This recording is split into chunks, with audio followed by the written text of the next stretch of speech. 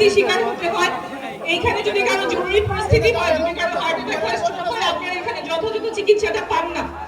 এবং এইখানে যে হাসপাতাল আছে, সেই হাসপাতালে গেলে যে ওষুধ প্রয়োজন, ওষুধ দেখা যায় বাইরে থেকে কিনতে হয়, সাপ্লাই নাই।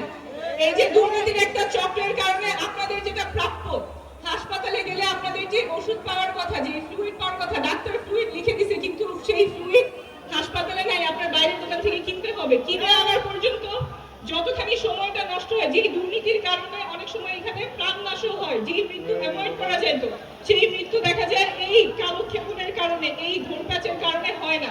যেই দুর্নীতির কারণে মানুষের প্রাণগুলো এভাবে ঝরে যায়, সদর হাসপাতালগুলোতে অব্যবস্থাপনার শিকার হয়, সেই দুর্নীতি বাংলাদেশে আমরা ফেরত যেতে চাই না।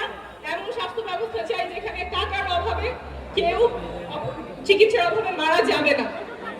এই দুটো কথাই থাকলো আপনাদের সাথে। আবার দেখা হবে সংগ্রামের রাজপথে। Thank you.